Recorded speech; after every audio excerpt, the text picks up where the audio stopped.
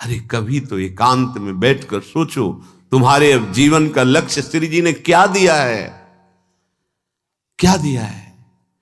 क्या धन के द्वारा प्राप्त भोग विलासिता को अभी भोग नहीं चुके और फैलाव करके भोग विलासिता और भोगना चाहते हो? नहीं, ये मन कभी कभी धर्म की आड़ में हमको प्रियालाल से विमुख कर देता है। नहीं, ये धर्म है नहीं, स्थान व्यक्ति के अनुसार धर्म का निरूपण किया गया है। कौन सा स्थान है, उस व्यक्ति की क्या अवस्था है, वो व्यक्ति निवृत्ति मार्ग में है या प्रवृत्ति मार्ग पर, तब उसके, इसीलिए पूरा मेडिकल स्टोर दवाइयां हैं, पर वो सब हमारे लिए नहीं है।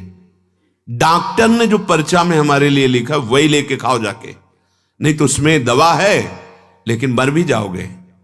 मनमानी दवा नहीं खानी, डॉक्टर के आदेश अनुसार। ऐसे ही शास्त्र और सिद्धांत मेडिकल स्टोर हैं, सदगुरु वैद्य हैं, तुम्हारे लिए जो दवा दे रहे हैं केवल वही तुम्हें सूट करेगी, वही तुम्हें परमार्थ पथ में आगे बढ़ाएगी। तुम्हें मन से दवा नहीं लेनी कि पीली वाली तो नहीं, वो हरी वाली, ये कड़वी है वो मीठी दीजिए। मीठी दवा हो सकता है तुम्हारे लिए जहर का काम कर जाए। श्रीपाद कह रहे प्यारे, ये संपत्ति अनेक विपत्तियों की जननी है, दुख यो न यहा, इससे दुख ही प्रकट होगा। तुम जिसे प्राप्त करने के लिए चले हो तो ये अपने मन का रंजन और लोगों के मन का रंजन करना बंद कर दो। एकांत में बैठ करके मंत्राकार वृत्ति करने के लिए मन तुम्हारा सलाह नहीं देगा, वो सलाह देगा फैलाव करके, उसमें राजी होना, क्योंकि बातचीत करने को मिलेगी, घूमने को मिलेगा।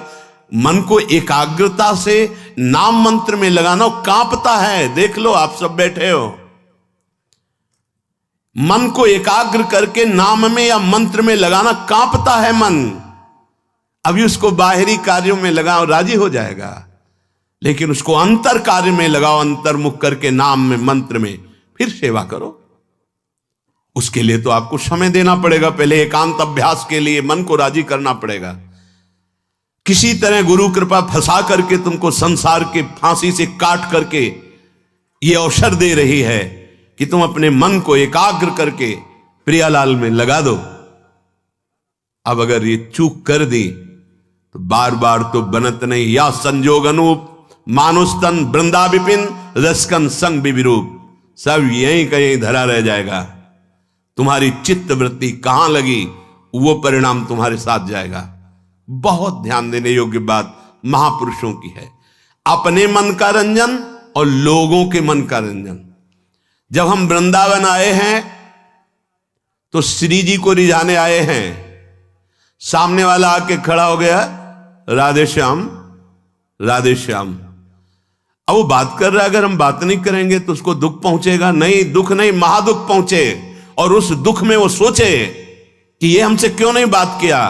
तब पता चलना चाहिए कि श्री जी से कोई विमुख करने वाली वृत्ति हमारे अंदर है, इसलिए हमसे बात नहीं किया। हमको श्री जी के लाड़नों से बात करने के लिए श्री जी मैं होना पड़ेगा।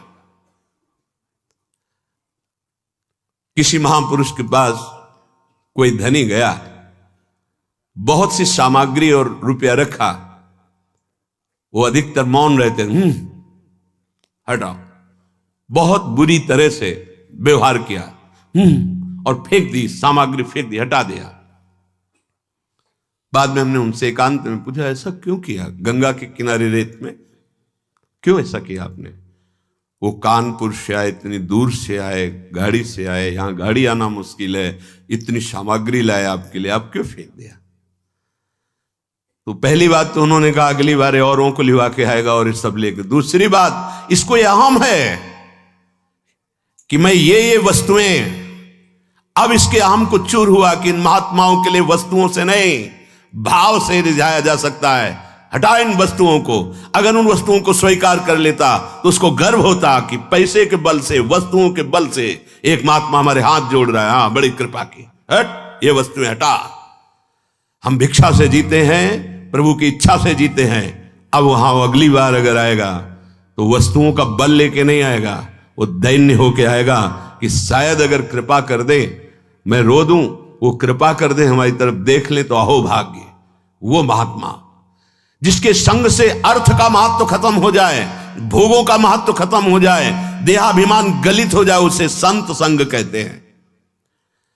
अगर आपने रुपया चढ़ाया, पैसा चढ़ाया और आपका सम्मान हुआ तो आपका रुपया में महत्व बढ़ेगा, ना कि साधुता में।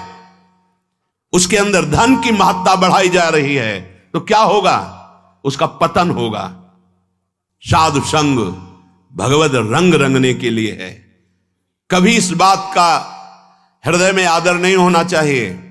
वस्तु, पदार्थ, धन, संपत्ति, ये आदर का हमारे विषय नहीं है। आदर का विषय दैन्यता, भगवत नाम जप, एकांत सेवन, अधिक से अधिक आंतरिक तप में जीवन। आंतरिक शब्द है, आंतरिक तप में जीवन। काम, क्रोध, लोभ आदि इनको सह जाना आंतरिक तप है। क्रोध आ रहा है, शांत हो गए। काम आ रहा है, शांत हो गए, सह गए। ये आंतरिक तप है।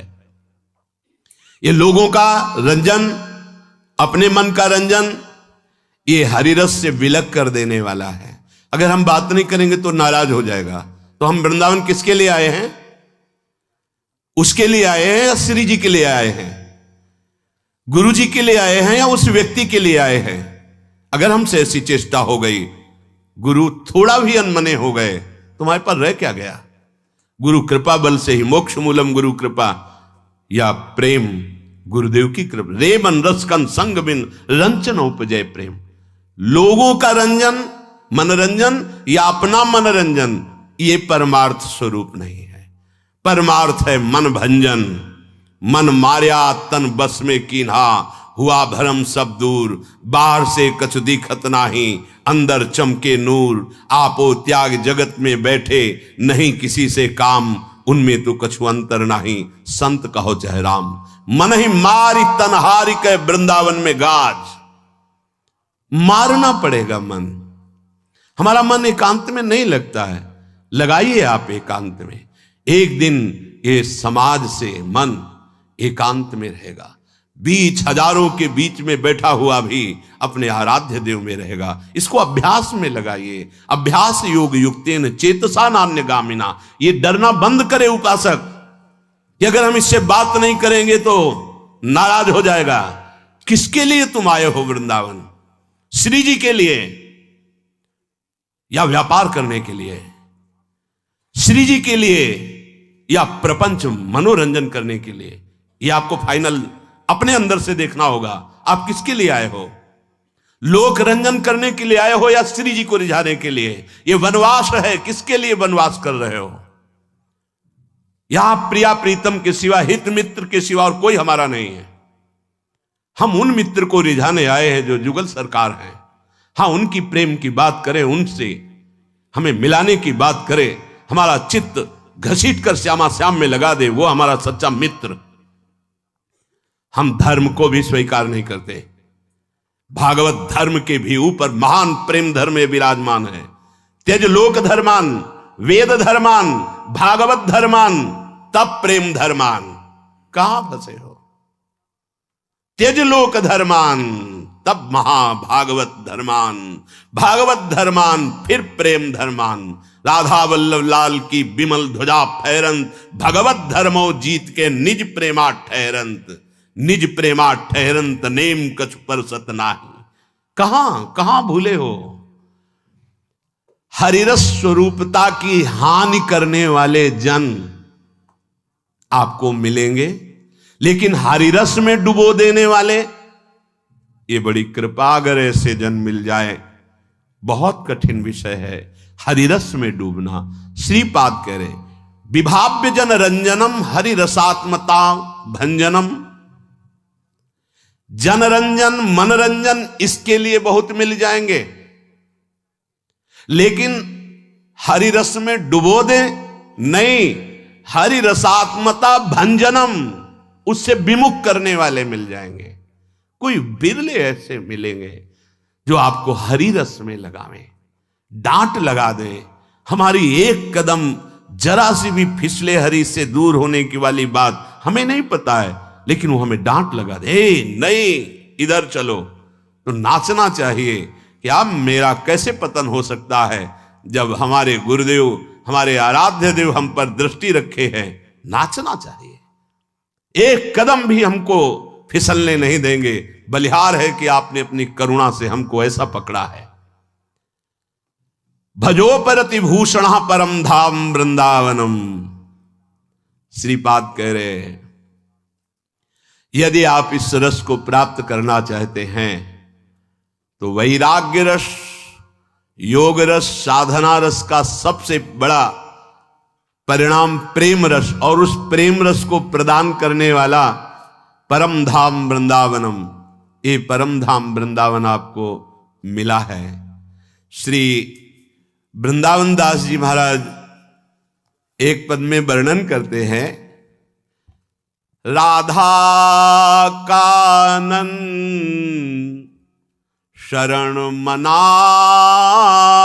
परी, टरी जाती है आयु रात दिन, रसना प्रेम सहित कही हरि हरि, राधा कानन शरण मना परी। ईमानदारी से यदि तुम्हारा श्वास के साथ मंत्र नाम जब चल रहा है तो माला मत लीजिए, हमें कोई परेशानी नहीं। लेकिन बेईमानी नहीं, अगर मंत्र नाम नहीं चल रहा तो हाथ में माला होना चाहिए। ये तुम्हारी बड़ी सावधानी की वृत्ति पैदा करेगा माला, ये कोई खिलवाड़ नहीं है।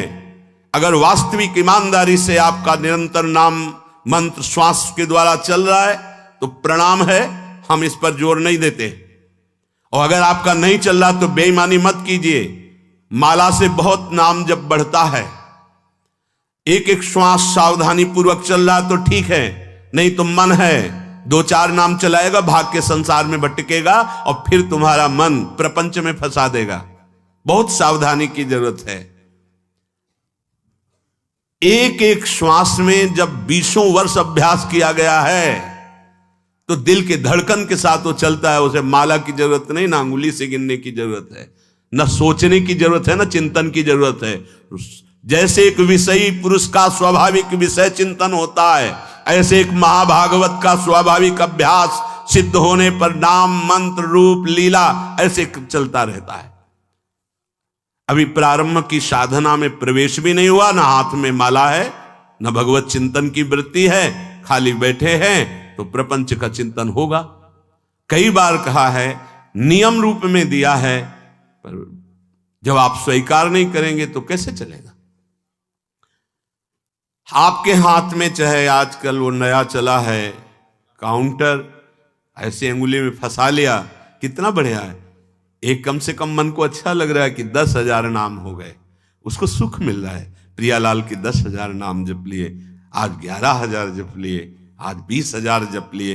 ये बोले इससे अभिमान बढ़ेगा। हम कह रहे हैं ना, ये अभिमान बढ़ना चाहिए और लोभ बढ़ना चाहिए कि आज 10,000 किया, कल 15,000 करेंगे, 20,000 करेंगे, 1 लाख अब कल, अब 1.5 लाख होने लगा है। बड़े अहोभाग्य।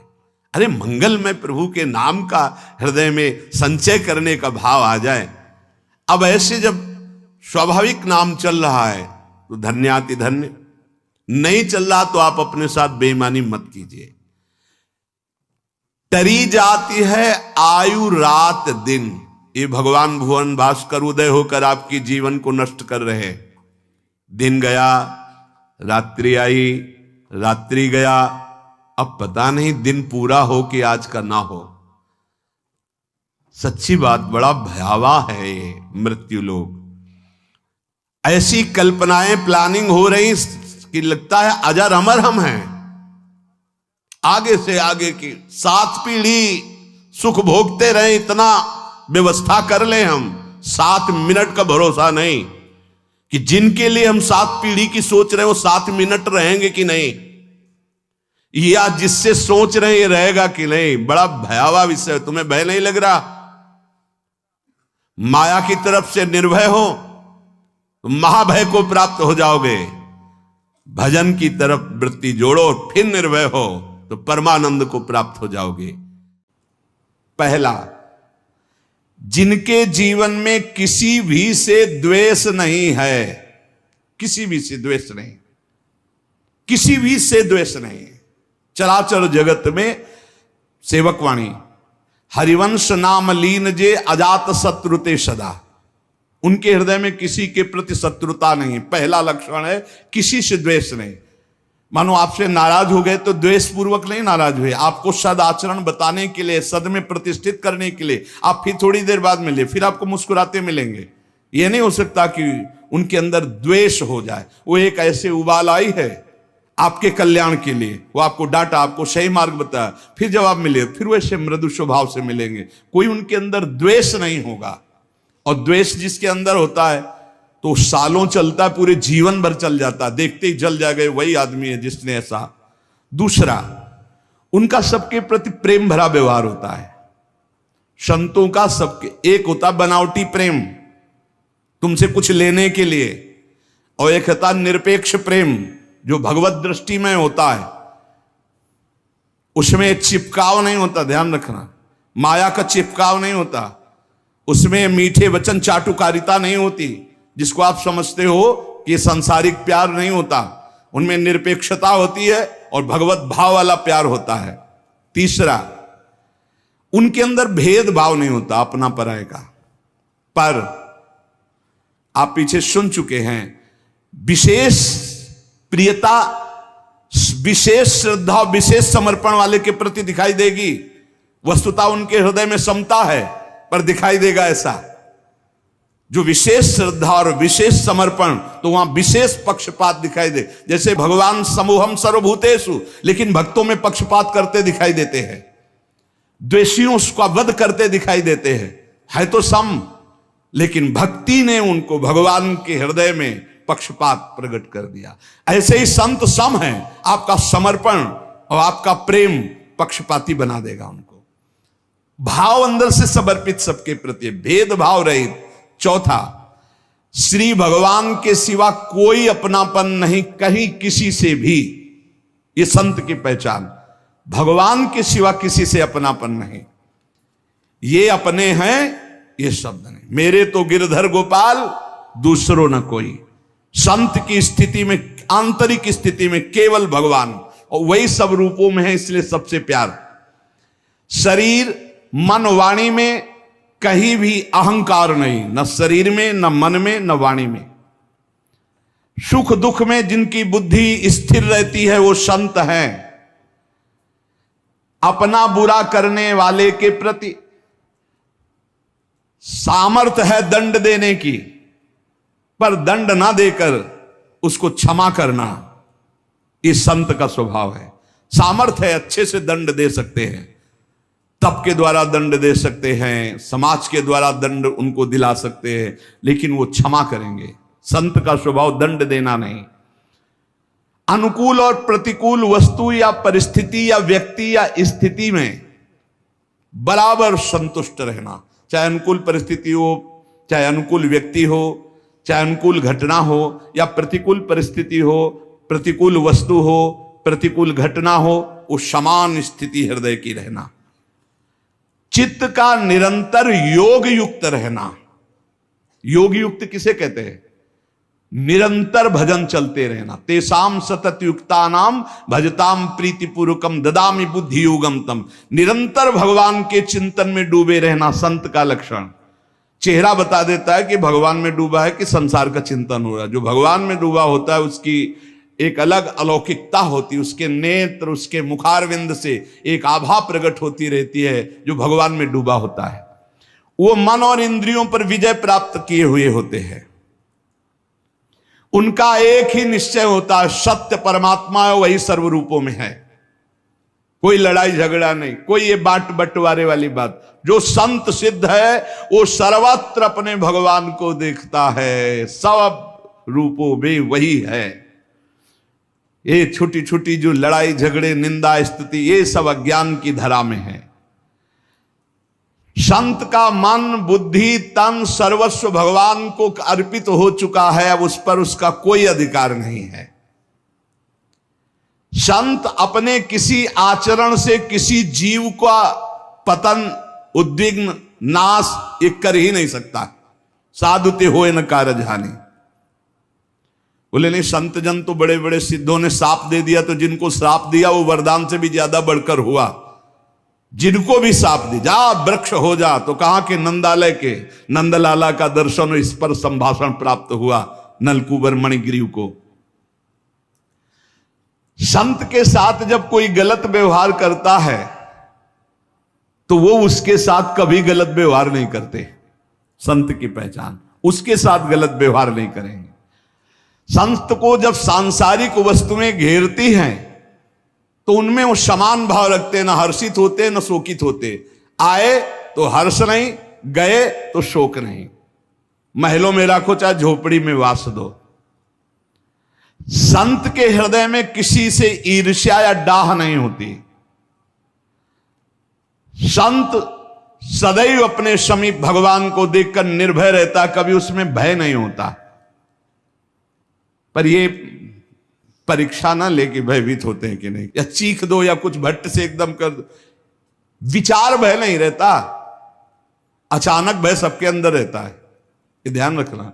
यही व्याख्या श्री मग्नानंद सरस्वती जी सेनपुर में महाराज जी, तो एक संत आए हुए थे जो ज्ञान पढ़े थे वेदांत। उनका महाराज आपकी ये बात समझ में नहीं आई। उनका संत में विचार भय नहीं रहता, आगंतुक भय तत्काल हो जाएगा। जैसे बंदर की दे कुछ भी ऐसी अच्छा ऐसे हो जाएगा। उनका जब ज्ञान है तो क्यों हो जाएगा, सब शरीर ही नहीं है मैं, तो कैसे हो जाएगा। हो सकता है महाराज चौकी लाओ बैठा लो, वो सिद्ध पुरुष थे बैठा। इतने में एक चील जो है बरगद की, बहुत बड़ा बरगद का वृक्ष है, काफी समय तक वहां रहे, बहुत बड़े दूर तक ऐसे बड़ा मनोरम ऋषि मुनियों की पावन स्थली सेनपुर, गंगा जी लहरा रही है ऐसे बिल्कुल तट से। बहुत सुंदर स्थान जहां भजन की एकदम वृत्ति, रात दिन तन्मयता बनी रहे, कोई विषय नहीं, कोई वहां सांसारिक पुरुषों का आवागमन नहीं। अचानक वो चील बैठा तो एक सूखी छोटी सी डार खर भर कर जो ही उनकी चौकी के पास गिरी सो वो लुढ़क गए, एकदम ऐसे होकर गिरे। बैठे बैठे बोले महाराज डाल नहीं फटी, छोटी सी गिरी है, ये क्या था महाराज। तो उनका वो पता नहीं कैसे क्या बोले, ये विचार भय नहीं है, आप में इसमें का भय का दोष नहीं है, ये आगंतुक भय तत्काल का है, ये विचार का भय नहीं, आप कोई विचार से भयभीत नहीं हुए। तो यहां कह रहे हैं संत महापुरुष में निर्भयता रहती है। तो इससे पहचान न किया जब कुछ खट्ट से गिरा, कोई आवाज हुई, कोई चीख हुई, वो ऐसे हो गए बोले संत नहीं, क्योंकि भयभीत हो गए। विचार भय नहीं रहता, आगंतुक भय किसी को भी हो जाएगा। अचानक सांप फुस कर दे तो एक बार ऐसे होगा, एक बार ऐसे हो जाए, आप कह दो कह रहे तो डर गए, संत नहीं है। नहीं, विचार भय नहीं रहता, आगंतुक भय तत्काल हो सकता है। किसी भी अवस्था में संत को अशांति नहीं होती। जैसे पूज्यपाद सिउड़िया बाबा को आगरे में किसी ने बुलाया, पैदल चलते थे बाबा, जिंदगी में कभी सवारी में नहीं बैठते थे। एक घटना ने बदल दिया। बाबा ट्रेन में बैठ करके आ रहे थे तो टीटी कहते, उन्होंने पूछा टिकट, तो नई अवस्था थी और बाबा का बड़ा वैराग्य में जीवन, लौकी का कमंडल, एक वस्त्र केवल। उनका हमारे पास तो टिकट है नहीं, हम सन्यासी हैं। तो क्या सरकार ने सन्यासी को पास दिया है कि आप गाड़ी पे चल सकते हैं, फ्री होंगे नास्तिक प्रवृत्ति के। तो ऐसे पकड़ा और झटका अगले स्टेशन में उतार दिया। बाबा कमंडल से जल लिए और कहा आज के बाद संकल्प लेता हूं जीवन में किसी भी सवारी में नहीं बैठूंगा। पूरा भारत नंगे पैर बाबा चलते थे पूरे, कभी जीवन में सवारी पे बाबा नहीं बैठे। जो आगरे में उनको बुलाया गया तो गए, पर जिसने बुलाया था वो लेने ले गया। तो एक आदमी देख रहा था, उसने कहा बाबा हमारे यहां कृपा करो। बोले चल। तो आलू का गोदाम जो होता है ना, वहीं पास में उनको आसन लगवा दिया और सड़ी हुई आलू, अब समझो गोदाम की सड़ी हुई आलू बाहर फेंकी गई थी और बाहर ही एक छोटी सी कुटिया में हम पूरा। थोड़ी देर बाद वो आ गए जिन्होंने निमंत्रण दिया था। अरे बाबा क्षमा कीजिए, विलंब हो गए, ऐसा ऐसा। बोले नहीं, अब आसन तो लग गया, आज आसन यहीं। बोले बाबा इतनी दुर्गंध, यहां कोई नहीं रुकता, ताला लगा के सब चले जाए। बोले नहीं, अब तो कल आसन उठेगा और फिर वृंदावन जाएगी। बस यही, किसी भी स्थिति में उनके हृदय में उद्विग्नता या अशांति नहीं होती। संत सदैव मन और वाणी शरीर से पवित्र रहते हैं। संत अहित का त्यागी होता है, ना अपना हित होगा ना दूसरे का अहित होगा। संत निरपेक्ष होता है, आसक्ति और कर्तापन अभिमान से रहित होता है, अनुकूल और प्रतिकूल परिस्थिति से परे होता है, किसी भी स्थिति में शोक नहीं होता, किसी भी वस्तु व्यक्ति की चाह नहीं होती, शुभ अशुभ कर्मों का त्यागी होता है, शत्रु मित्र में समान, मान अपमान में समान, सर्दी गर्मी में समान, सुख दुख में समान, किसी भी पदार्थ में आसक्ति नहीं, निंदा स्तुति में समान, वाणी से भगवत चर्चा, मन से भगवान का चिंतन, शरीर से भगवान की क्रियाएं, किसी भी परिवार वाले से प्रीता ना होना। संत अपने जहां वास कर रहे हैं वहां प्रीता न होना कि ये मेरा घर है, हर समय परमात्मा में स्थिति रहना, ये बाह्य संतों के लक्षण हैं। संत भगवान कभी कभी भगवान के गुप्त संकेत पाकर कुछ ऐसी लीलाएं करते हैं जो लोकोत्तर हुआ करती, समझ में नहीं आता ऐसा कैसे हो सकता है। जैसे जो अनासक्त पुरुष हैं वो आसक्ति की लीला दिखाई दे सकती है, जो निर्विकार पुरुष हैं उनमें आपको विकार की लीला दिखाई दे सकती है। भगवान का गुप्त संकेत पा करके कुछ ऐसी लीलाएं संतों में पाई जाती है जिनको समझ पाना कठिन है। वो ऐसी बालवत लीलाएं करते हैं जिनको समझने में ऐसा लगता है कि कोई सिद्ध पुरुष नहीं है, कोई उत्तम भागवत नहीं है, कोई महान ज्ञान प्राप्त नहीं, और बहुत उच्च कोटि की दशा के होते हैं। या अनन्य वद्यानि कर्माणि तानि सेवितव्यानि नो इतराणि यनस्यात्मकम सुचरितानि तानि तोयोपास्यानि न इतराणि। संत जन जो आचरण करते हैं वो बड़ा बंदनीय होता है, परिणाम में देखने में जरूर ऐसा लग सकता है कि ये मलिन कर्म है, ऐसा तुम्हें दिखाई दे सकता है, लेकिन उसका परिणाम बड़ा मंगल हो जाएगा। शास्त्र विरुद्ध उनमें नहीं हो सकता।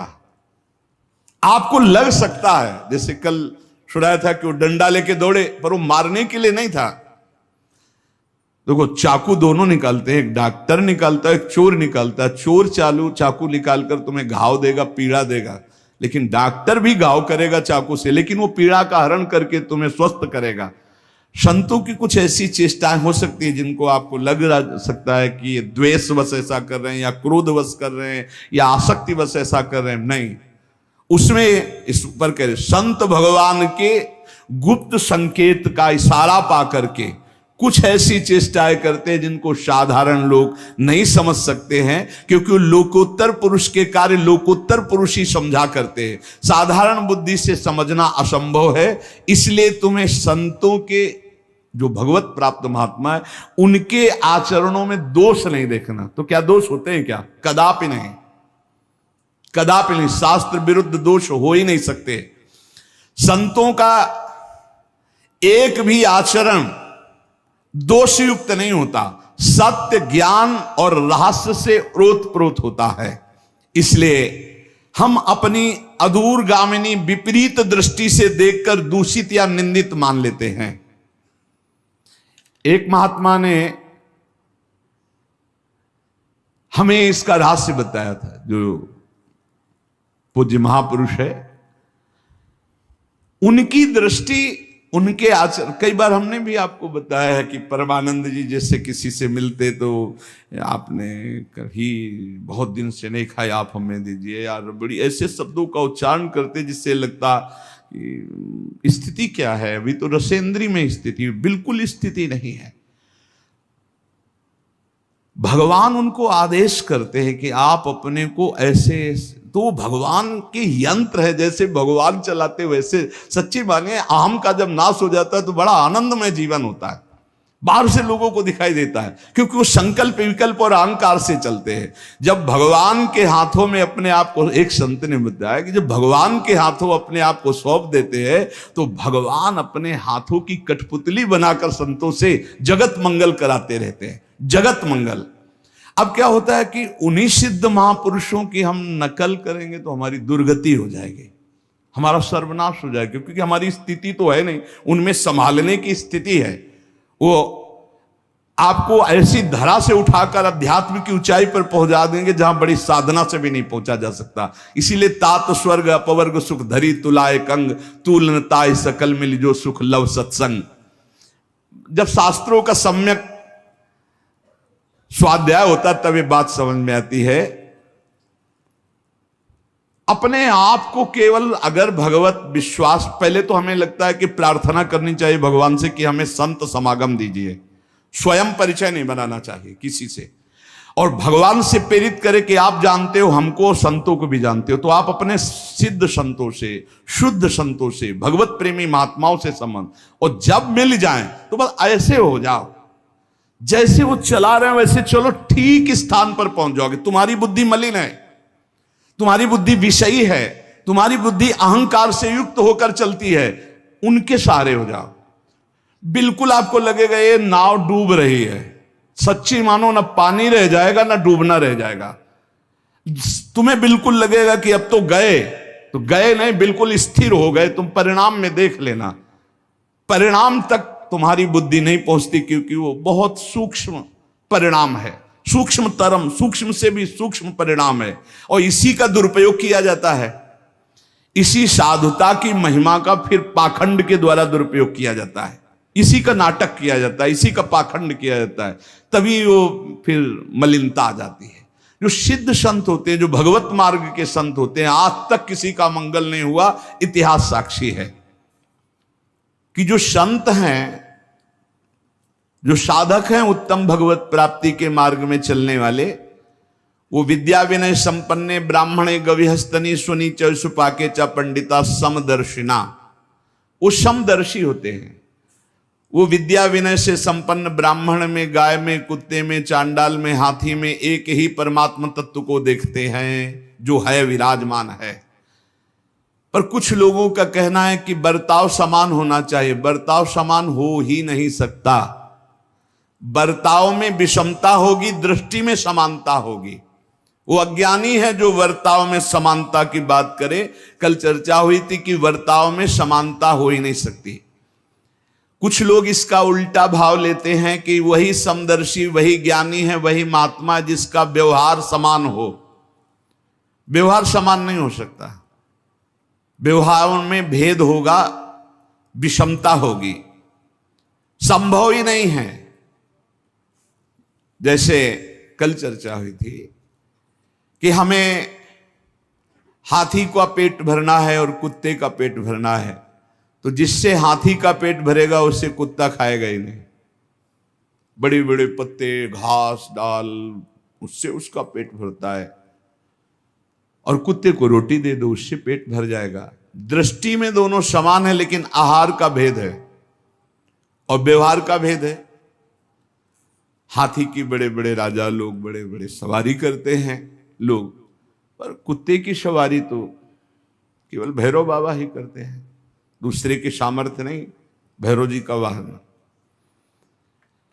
गाय का एक ही लाइन में रखा गया है, विद्या विनय संपन्ने ब्राह्मणे गवि हस्तनी। गाय, इनमें भगवत दर्शन कर रहे हैं। सुनी सोपाके चा पंडिता समदर्शिना, चांडाल में, कुत्ते में, हाथी में, सब में भगवान का भाव करना, लेकिन व्यवहार नहीं हो सकता। व्यवहार में विषमता रहेगी। व्यवहार में जो समता करता है या तो पागल है और या उसको ज्ञान नहीं है। व्यवहार में विषमता बनी रहेगी। जैसे हम एक ही खाद्य से सबको पुष्ट नहीं कर सकते, सबका अलग अलग खाद्य है, विलक्षण है। व्यवहार में विलक्षणता रहेगी, व्यवहार में विषमता रहेगी। जैसे हमारे अपने संपूर्ण देह है, पर अलग अलग विषमता है। आंख देखने का काम करती है, कान सुनने का काम करती है, जबान बोलने का काम करती है, रसेंद्री स्वाद का काम करती। व्यवहार में भिन्नता है। ऐसा नहीं कि व्यवहार में समानता। अपने ही शरीर में हम नहीं कर सकते। नीचे के अंगों को छूने के बाद हाथ धोते हैं, ऊपर के अंग छूने पर कोई बात नहीं होती। तो विषमता क्यों? कि शरीर तो तुम्हारा ही है ना, फिर व्यवहार में विषमता क्यों? बोले नहीं, जो व्यवहार में विषमता है वो होनी ही चाहिए। अगर नहीं होगी तो या तो वो मूर्ख है या उसके ज्ञान नहीं है, उसे शास्त्रीय ज्ञान नहीं है। तो यहां कह रहे हैं जो संत ऐसे होते हैं उनके व्यवहार की विषमता को देखकर कहीं ये ना समझ लिया जाए कि इनको ज्ञान नहीं, क्योंकि ज्ञानी वही है जो सम है। व्यवहारिक विषमता को देख करके संत पर दोष दर्शन न किया जाए। कल चर्चा हुई थी, जैसे माता, बहन, पुत्री, पत्नी, चारों स्त्री शरीर हैं पर व्यवहार में विषमता रहेगी। पत्नी के साथ व्यवहार और होगा और माता, बहन, बेटी के साथ परम पूज्य धर्म में व्यवहार और होगा, पत्नी का धर्म में व्यवहार और होगा। वो ज्ञानी है, वो चारों में ब्रह्म एक ही देख रहा है, लेकिन व्यवहार जो पत्नी के साथ है वो अगर तीनों के साथ दृष्टि मात्र कर ले तो वो अपराधी माना जाएगा और दुर्गति को प्राप्त हो जाएगा। जो माता, बहन और बेटी पर जो पत्नी के साथ व्यवहार है वो व्यवहार की सोच ले तो वो नष्ट हो जाएगा। व्यवहार में विषमता है और दृष्टि में समता है। जो ज्ञानी महापुरुष, संत महापुरुष हैं, प्रश्न होता है कि लोग उनकी निंदा करते हैं, अपमान करते हैं, तो निंदा और अपमान होने पर क्या उनको दुख होता है? जैसा अपने को हो, कोई निंदा करे, अपमान करे तो दुख होता है, स्तुति करे, सम्मान करे तो सुख होता है साधारण को। तो क्या जो भगवत प्राप्ति के मार्ग में चलने वाले साधक हैं, संत जन हैं, जिनको भगवत प्राप्ति हो चुकी, दोनों को समान ही कहा जाता है। एक जो भगवत प्राप्ति होने वाला है साधक, जो भगवत प्राप्ति की तीव्र लालसा है, और ये जो भगवत प्राप्त है, ये एक ही पंक्ति में है, कोई अंतर नहीं इनमें। संतों की निंदा या अपमान जब होता है उनको दुख होता है कि नहीं? अगर दुख नहीं होता तो क्या खुशी होती है? कैसी स्थिति होती जब संत की निंदा होती और अपमान होता है? पहले तो समता की बात का कि संत के आचरण में विषमता दिखाई देगी, उसकी दृष्टि में समता होती है, जैसे उदाहरणों में बताया गया। अब यहां उत्तर दे रहे हैं कि वो दोनों बातों से ही बड़ा विलक्षण होता है। जब कोई निंदा अपमान करता है तो साधारण मनुष्य को दुख होता है। तो आपने पूछा क्या उनको दुख होता है? बोले नहीं। तो क्या उन्हें सुख होता है? बोले नहीं। एक विलक्षण स्थिति होती जो दुख सुख से परे है। अब लोगों की स्थिति केवल दुख और सुख में होती है और संत की स्थिति दुख और सुख से परे होती है। सुख दुखे समय कृत्वा, ना हर्ष है न शोक है। जहां मान, अपमान, निंदा, स्तुति में किंचन मात्र न हर्ष न शोक, वो संत है। न शोक हुआ न हर्ष हुआ। तो क्या संत की कोई निंदा करे, अपमान करे तो वो लोग प्रतिकार नहीं करते? दोनों बातें हो सकती हैं। अपमान, निंदा होने पर वो शांत सम भी रह सकते हैं और भारी प्रतिकार भी कर सकते हैं। भारी प्रतिकार करने पर भी उनके हृदय में न राग है न द्वेष है। दोनों बातें हैं। वो प्रतिकार भी कर सकते हैं। जगत मंगल के लिए करना पड़ेगा। जैसे कबीरदास जी ने भीड़ ना जमा हो इसलिए काशी की एक वैश्या को लेकर पूरी नगरी में घूम गए। अब लोगों की श्रद्धा तो ऐसे ही है, कोई विशेष निष्ठावान होते हैं, नहीं तो सद्गुण और वाहवाही को देखकर भीड़ इकट्ठा होती है। सद्गुण और वाहवाही, जरा सा दुर्गुण दुराचार का प्रचार हो जाए, जरा सा झूठी, भीड़ हटने लगेगी। वो तो फिर लीला करके ऐसे, वैश्या ने जे देखा कबीर शाह आए तो प्रणाम किया, कहा भगवान मेरी गली में आना आपकी निंदा का कारण हो जाएगा। तो उनका बेटा कुछ ऐसा ही मैं करवाना चाहता हूं कि हमारी निंदा हो, क्योंकि बहुत भीड़ आती है, भजन में विघ्न पड़ता है। बोले प्रभु जैसी आज्ञा। तो गंगा जल की बोतल हाथ में लेके अब तो पूरी काशी नगरी में हाहाकार मच गया। कोई कहता हम पहले से कहते थे ऐसे ही है, कोई कहता नहीं नहीं ये इनकी लीला है, बिल्कुल नहीं मान सकते, कुछ भी करे ये साक्षात भगवत प्राप्त महापुरुष है। बड़ी अलग अलग भावनाएं। कुछ ऐसे चुटके जो निष्ठावान थे वो जाकर दंडवत करते, बका भीड़ तो खत्म हो गई। राजा को अश्रद्धा हो गई काशी नरेश को कि ऐसा कैसे नहीं, अगर लीला भी करनी तो ऐसी लीला जिससे हजारों की श्रद्धा का नाश हो जाए। बहुत कबीरदास जी वहां गए तो उतर के साष्टांग दंडवत करता, श्रद्धा ही खत्म हो गई तो साष्टांग दंड, तो जल लिया और शांत शांत शांत। उनका अब क्या लीला कर रहे हो, अब क्या शांत शांत? बोले जगन्नाथपुरी में उनके पार्षद के वस्त्र में आग लग गई, तो आग लग रही थी, उसको शांत किया है। यहां से जगन्नाथपुरी की आग शांत कर रहे, तुरंत घोड़े दौड़ाए। कुछ समय बाद सूचना आई यहां कबीरदास जी यहां थे, उन्होंने ही आग बुझी, तो उनको लगा रहे तो सिद्ध चमत्कारी पुरुष। तो कभी कभी अपनी निंदा और अपनी प्रतिष्ठा का जो नाश करने वाले व्यवहार हैं, वो दूसरों के कल्याण के लिए उनका प्रतिकार भी किया जाता है। जरूर ऐसा होता है, जीवन में ऐसा होता है। जो भगवत मार्ग में चलने वाले होते, ऐसा कुछ को सह लिया जाता है और कुछ का प्रतिकार किया जाता है। कभी कभी संत महापुरुषों को अपनी निंदा और अपमान करने वालों का भारी प्रतिकार करना पड़ता है, उनको उतरना पड़ता है। क्यों? क्योंकि हजारों की श्रद्धा का विषय होता है, हजारों की श्रद्धा का नाश उसमें हो जाता है। संसारिक पुरुषों को ऐसा लगता है ऐसा कैसे हो सकता है, तो तुम प्रभु को नहीं जानते इसलिए तुम्हारे हृदय में ऐसा। एक दिन चर्चा में सुनाया था कि अगर पत्थर में कमल खिल गए हैं ऐसा कोई कह दे और वो नाम जापक है तो मान लेना ऐसा हो सकता है। पत्थर में कमल खिल गए क्योंकि वो भगवान का भक्त है, वो नाम जापक। कर तुम अकर तुम अन्यथा कर तुम सर्व समर्था सा ईश्वरा। उन्हीं भगवान के प्रताप से सब हो रहा है, उन्हीं के भगवान के, तभी उसी प्रताप को तो तुम देखो, उसी प्रताप को देखो। तो क्या वो मान प्रतिष्ठा की प्राप्ति स्वीकार करते हैं संत जन, या मान प्रतिष्ठा को विरोध कर देते हैं? तो कहते देश काल और परिस्थिति को देखकर दोनों कर सकते हैं। वो मान प्रतिष्ठा का धज्जियां भी उड़ा सकते हैं और बड़े आदर से मान प्रतिष्ठा स्वीकार भी कर सकते हैं। कैसा भावुक भक्त है, अगर वो बहुत सच्चाई से भावुक भक्त साष्टांग बहुत प्यार से, अगर देख रहे हैं कि ये नौटंकी नाटक, तो विरोध भी कर सकते हैं। दोनों बातें उनके अंतर्गत है। तो महापुरुष की भी पहचान कैसे व्यवहार में हो कि ये भगवत प्राप्त महापुरुष है? पहली बात तो महापुरुष ही महापुरुष को पहचान सकता है, दूसरा पहचान ही नहीं सकता। दूसरी बात, व्यवहारिक क्रिया से महापुरुषों को तो पहचाना ही नहीं जा सकता है। इतना जान लीजिए, चाहे वो सिद्ध होने के योग्य साधक हो या सिद्ध महापुरुष हो, वो दोनों, उनका जो व्यवहार होगा वो शास्त्र सम्मत और सत होगा, किसी का अमंगल नहीं हो सकता। शास्त्र सम्मत सत और किसी का मंगल नहीं हो सकता। संत भाव की प्राप्ति में कुछ विघ्न है, चाहे साधक चाहे गृहस्थी, सब भगवान के लाडले संत हैं जो भजन करते हैं।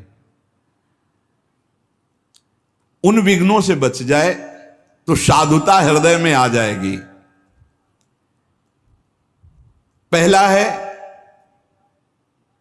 शुद्ध सत्य की कमाई का ही भोजन करे, अशुद्ध असत्य की कमाई का भोजन न करे। अगर अशुद्ध पापाचरण की कमाई का भोजन करेगा तो बुद्धि भ्रष्ट हो जाएगी, भगवान से विमुख हो जाएगा, पक्का समझ लो।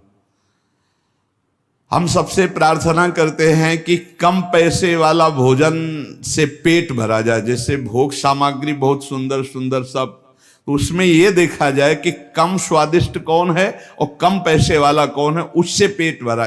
केवल ये 2 अंगुल जीभ की बात है भाई, इसके नीचे गया तो खट्टा मीठा कैसा कोई मतलब नहीं होता भाई, इतने को तुम संभाल लो। और जब प्रभु ने भोग पा लिया है तो आप बस, हमने देखा है संतों को, 4 रोटी डाला, ये थोड़ी सब्जी डाल, बस ठीक नहीं ये गुलाब जामुन खीर नहीं, ये आप आइए, हमारा बस हो गया हो गया। थोड़ा सा कठोर बनिए अपनी रसेंद्री के प्रति। शुद्ध सत्य कमाई का परिमित थोड़ा भोजन, अशुद्ध अधर्म की कमाई का बिल्कुल भोजन नहीं। अच्छा, इसको कैसे जानोगे शुद्ध कमाई? अपने आप को भगवान को समर्पित रखो, तुम्हारे पास आ ही नहीं सकता अशुद्ध, पक्का समझो, आ ही नहीं सकता अशुद्ध, क्योंकि भगवान रक्षा में है। करो सदा तिनके रखवारी, जिम बालक राखे मर। भगवत आश्रित हो तो अधर्म का अन्न तुम्हारे ओंठ के अंदर जा ही नहीं सकता, पक्का समझ लो, विश्वास करो। दूसरी बात, कभी हम जिस व्यक्ति को जानते हैं झूठ बोलता है, व्यभिचार करता है, गंदे आचरण करता है, हम कभी उसको पास न बैठने दें। यदि ऐसा व्यक्ति भगवान की प्राप्ति के लिए कदम बढ़ाना चाहता है और कहता है कि मैं छोड़ दूंगा, तो आप हृदय से लगा लेंगे।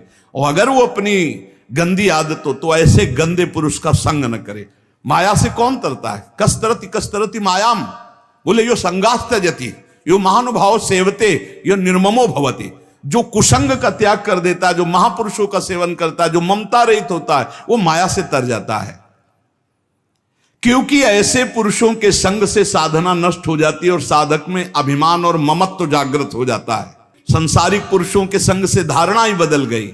चौथा, भगवान के मार्ग में चलने में कभी अपने को गुरु ना बनाना। अगर गुरु अपने को मान लिया तो विघ्न पड़ जाएगा भगवत प्राप्ति में। गुरु नहीं, जैसे सेवा मिली तो पोस्टमैन है, आपकी बात ठाकुर जी को बता दी, ठाकुर जी श्री जी की बात आपको बता दी, गुरु जी श्री जी हैं, गुरु आचार्य हैं, गुरु गुरु जी हैं। अपने को कभी गुरु ना मानना, अपने को कभी गुरु ना मानकर हम सेवक भाव से लगे रहेंगे, सब स्वामी हमारे हैं, जैसा हमें आदेश है वैसा हम आचरण कर रहे हैं। गुरु के तो भगवान हैं, वही नाम महिमा रूप लीला धाम प्रकाशित करवाते हैं, अपने तो सब सेवक हैं। पूजा प्रतिष्ठा की चाह रखना ये भगवत प्राप्ति से विमुख कर देगी। तर्क वितर्क वाद विवाद खंडन मंडन बिल्कुल कलह नहीं इस तरह की। सबसे हार जाओ और चुप होकर भजन करो, नहीं तो विघ्न पड़ जाएगा आपकी साधुता में। अपने इष्ट को सर्वोपरि मान करके दूसरे इष्ट को नीचा दिखाने की वृत्ति रखना, उनकी निंदा करना, इससे आपकी साधुता नष्ट हो जाएगी। शरीर इंद्रिय मन बुद्धि को सदा शुद्ध आध्यात्मिक मंडल में रखना। जैसे ये हम कई बार कहते हैं कि राधा केली कुंज में आप बैठने मात्र से पवित्र हो जाएंगे। अखंड नाम कीर्तन होता है, वाणी पाठ होता है, भगवत चर्चा होती, एक मिनट भी आंख खाली नहीं रहता। तो यहां जैसे बैठोगे तो इस वातावरण में बैठने मात्र से आपके पाप नष्ट हो जाएंगे, आपका मन शांत और एकांतिक वृत्ति जागृत होने लगेगी।